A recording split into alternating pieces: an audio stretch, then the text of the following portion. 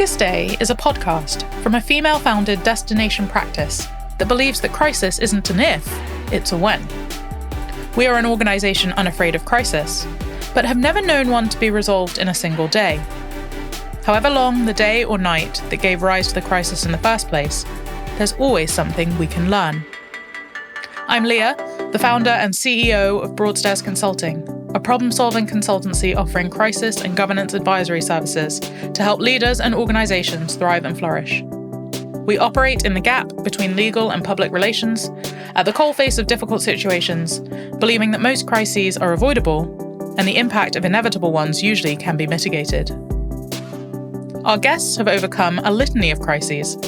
Many of our guests have worked with us in some capacity in the past.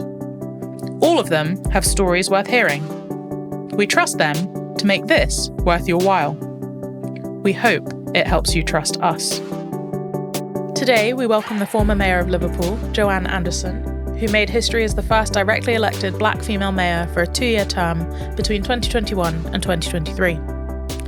Having worked as a business consultant, a diversity and inclusion advisor, and a civil servant at the Crown Prosecution Service for most of her professional career, Joanne joined the Labour Party in 2015 and served as a local councillor in 2019, becoming mayor 2 years later. Her tenure covered a particularly challenging period. The mayoral leadership contest alone took place under a cloud of recriminations. There were also a spate of fatal shootings which left 4 dead, including a 9-year-old child. And she inherited an enormous budget deficit. However, Liverpool did win the rights to host the Eurovision Song Contest on behalf of Ukraine during her tenure. Jo was proud to represent Liverpool and had the best and worst times whilst mayor. Well, Jo, thank you so much for being willing to come on the longest day. Thank you, Leah. Well, perhaps you might like to tell our listeners about your longest day. So I was Mayor of Liverpool from May 21 to 23, and there was a couple of days that, were really heavy. I'll talk about one, but not a lot I can learn from that one, but there's another one I can talk about as well. There's been 2 days whilst I've been in office that 3 women have been murdered in a day, some of them children. And so that was really politically, there was nothing I could prepare myself for that. And whilst I'm not responsible in that sense, when you lead the city, you feel responsible. All you can do is reach out to the families, see what they need, work with our agencies who are fantastic in Liverpool in terms of dealing with crimes like this. But that I was nothing prepared me for that. And we've had a terrorist incident at Liverpool. I felt prepared for that. I know it sounds weird, but when you step up to go and say, I'm going to go for the job of being leader of the city, them sorts of scenarios go through your head. But the women being murdered, they've just been, nothing I could do from that, from what I felt and how hurt I feel our city feels when that happens. Absolutely awful. In terms of sort of career-wise and professionally, we were taken over from a bad situation. Everything that was thrown at us was difficult and problematic. We had commissioners in. I had a diverse cabinet, but some of us were quite inexperienced. And so everything we dealt with from the moment we got in, into power, from UNESCO being World Heritage Status being taken from us, loans at Everton Football Club that hadn't been agreed, plots of land that there was no agreement on, just everything was problematic. But felt like we were dealing with things. Now, when I went for the interview of the job, I was asked about the rifts within the Labour group. And I said, I'm not going to pretend I'm going to tackle that. I'm not going to pretend I'm going to be able to tackle that. I'm only standing up for this one term. I am only reaching out and doing this for our city because our city's in crisis politically at the time. But, I pretty much was going to leave the Labour Party to their own devices. I see myself as temporary and giving us an ability to regroup and start again. And so the Labour Party, the local Labour Party, whilst working with me, weren't really working against me, but we had a big falling out over a green bin charge, and, a few people in power who've got very powerful positions in the group turned gangster on me. There's not more to be said from that. So what I was dealing with this one day going into work, that our energy contract, it was just when the energy crisis kicked off, our energy contract could have been sorted 6 months before. There was a problem with the paperwork. It was kind of redone again. And anyway, the cut-off point with Scottish Power was a point about 3 weeks ahead. Anyway, Scottish Power withdrew their offer.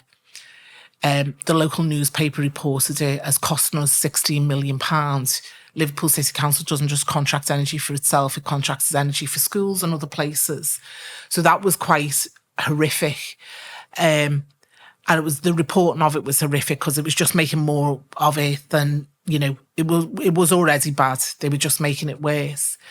But that morning, I'd had a mammogram a couple of weeks before. That morning, I got a letter saying that I needed to be called back from a mammogram.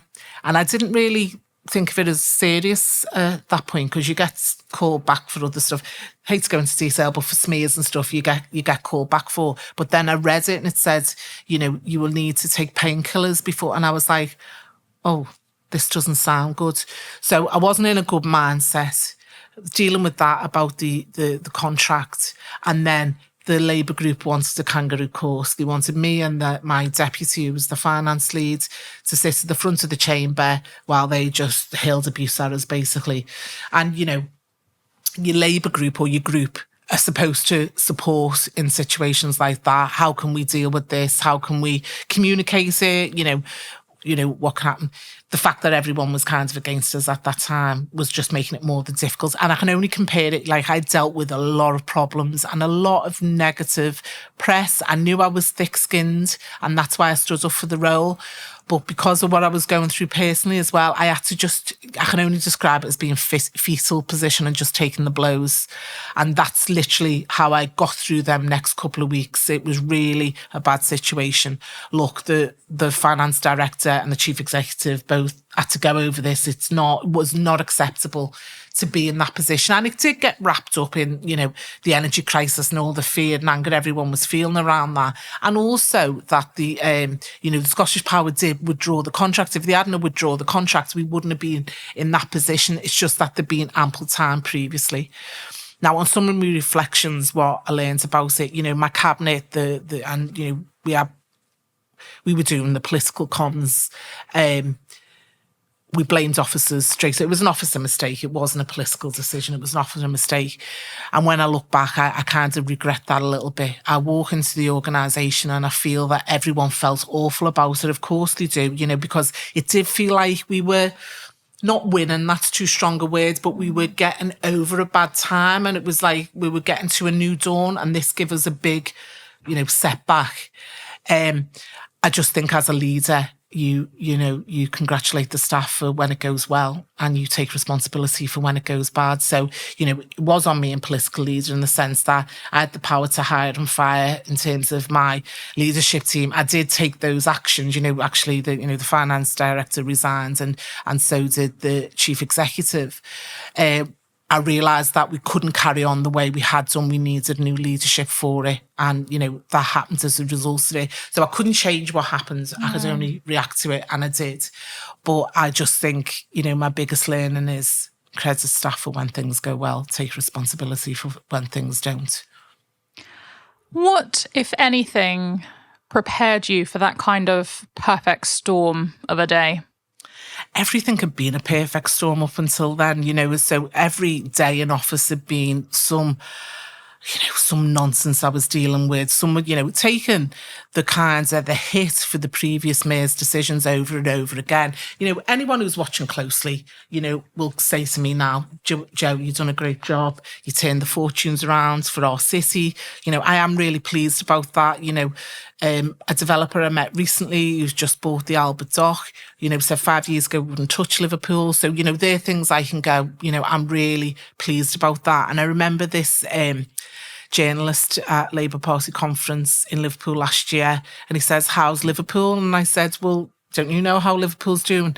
And he thought about it for a moment. He was really thoughtful, and he said, "Well, the truth is we don't have to watch Liverpool anymore in the way that we did." And so, that's on me and my cabinet. We changed that around. I'm really delighted that each day was filled with a mountain of problems from morning till night. And to be honest, the new chief executive that we got as an interim, Theresa Grant, she gave me decisions, she gave me options to make decisions rather than problems. And that really was really enjoyable for me. That's when my job started getting a whole lot easier. She come to me with options rather than problems. And as a political leader, your job is to make decisions, not to deal, it's your officers to do that, really. So Theresa was phenomenal, and I wish we'd had more time together because I only got half a term. I only got 2 years rather than 4. The difference we made. But on saying that, the Liverpool City Council, Liverpool City is in better shape, and I'm really proud of that. It's great to have a legacy like that. Are you feeling stuck? Has conflict got you down? Have you considered mediation? Mediation is a confidential and flexible way to resolve conflicts. 86% of all mediations end in a solution, saving time, money, and stress for all involved. Thanet Mediation Centre, a Broadstairs consulting initiative, offers mediation services to individuals and organisations in Thanet, Kent, and further afield. For more information or advice, email us at info@broadstairsconsulting.com. We are here to help you move forwards. As you and the chief executive were turning things around, what is it that you were able to value in the people on your team? It's ridiculous in politics because you have to kind of value loyalty. It's not something, you don't need people to be loyal to you in your day job normally. And, you don't need people, I've worked with lots of people that I didn't particularly like, don't particularly like me, but you respect each other and that's fine. In politics, people are just hell-bent on doing each other in. So people not doing you in, I know that's a low benchmark, but people not turning gangster on you or going against you is actually a bare minimum. That's actually all you need, So in terms of the team around me, and don't get me wrong, I went into politics, not trusting anyone because you get hurt by those people you trust. Actually, you don't trust anyone. But there's a couple of people who were in my cabinet who would stick by me through thick and thin. And that's really kind of what you need when you're making really tough decisions. But, I'm not typical as a politician in kind of a very male-dominated political world. I make decisions collegiately, I ask people's opinion. The buck stops with me and I will make decisions even if people are against it, if I think it's the right thing. But, I work collegially. I did change from when I first started. I remember speaking to Claire Hamilton, who works for the BBC, a local press reporter, and I was going, well, it's not all about me. And she was like, well, yeah, it is a little bit. People want to hear from me. And I was going, well, no, I've got a team of people and, a leadership team and a cabinet. And then towards the end, when you get in politics, there's other people stealing your credit and your work. I'm like, make sure they know it's me who's done that. And, I'm really kind of a little bit irritated about Eurovision. People the men around me thanking each other for a decision that I made. And that's how women get written out of history. And, and how black people get written out of history, wow, I'm witnessing being written out of history. So, it was a tough decision to make Eurovision. We were facing an £80 million budget gap at the time. Commissioners were against us going for Eurovision. We had a kind of fight with them. But everything, we'd just come over that energy crisis thing and, the cost of living, everyone was really, it was a terrible time. And I just thought if we don't go for something like this, then everything's just bad. We're really good at this as a city. Claire McCulkin, our Director of Culture, is phenomenal and, done a fantastic job, the culture team. We can handle massive, large events. Like we have the Grand National, we do really big events well. And we're really passionate about social justice. So in a way, we were perfect to do it on behalf of Ukraine. So me saying yes to that, is the fact that other people are taking credit for it. If it had gone really badly, I'm pretty sure my name had come up all the time. So it ended up there was, and you know what? I couldn't sleep leading up to Eurovision. I kept thinking if anything goes wrong, if there's a critical incident, if people have a terrible experience, or the big stage at the waterfront gets blown away by the winds. They're the kinds of things you're thinking of. To think other people don't have them sleepless nights but can take credit for your work is quite worrying. But 3 arrests that were for very minor things, and we had all them visitors, and we had such a fantastic time. And the show went on even though there were train strikes. So Well, I did. I remember phoning Mick Lynch and going, "Come on, Mick, pick another date, will ya?" And he was going, "Well, it's nothing to do with that, Joanne." But you see, as a political leader, I don't get involved in the detail. I set out my framework of how I wanted it to be, but I didn't get involved in programme or anything like that. But every now and again, is there anything I can do to help? Yeah, can you phone Mick Lynch and see if he'll change the change? I'd say didn't get anywhere, but I had to go. What did you learn about yourself in your 2 years as mayor? So reflecting on lots of different things, and I've been trying to write these up, and then I've got a little bit bored of it and can't be bothered, and work's getting in the way and taking over. I'm not, I wouldn't class myself as a writer really, but I've got a list of sort of lessons, and they're sitting there on my computer. So one of them is about being able to look myself in the mirror. And so I'm confident I've done the best I could at the time with the resource I had in place to do the right thing. And, pressurised to, I don't know, operate in a different way. I wasn't prepared to lower my values. I'm not prepared to be two-faced, and actually you kind of have to be a bit two-faced as a politician. You have to pretend to like people you don't and stuff like that. And I'm not prepared to do that. But what I can do is look myself in the mirror when I go to bed. I stood up for my city in a time of peril. I've got no political ambition. It's not politics is... I was involved in politics when I was in my early 20s, but this was very much about the situation in my city. I've no desire to be in crisis management. I took over at a really bad time, and other people have asked me to go for positions on boards of, really serious organisations. I've no desire to continue to be the stereotype of a strong black woman who fixes everything. Send them my way. Yeah, I'll send them your way. That's not what I want for my life. And last question, if you had to live that very stressful longest day again, what food would you choose to fuel it?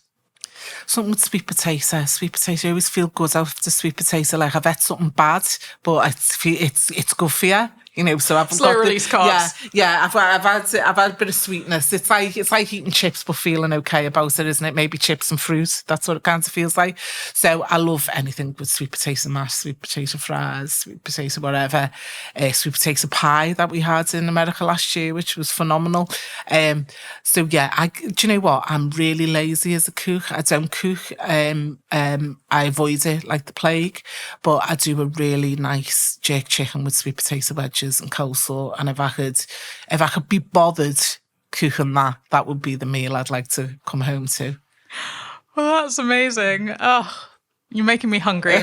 Well, thank you so much for sharing your insights on your time in office, and thank you so much for joining us on The Longest Day. Thank you, Leah.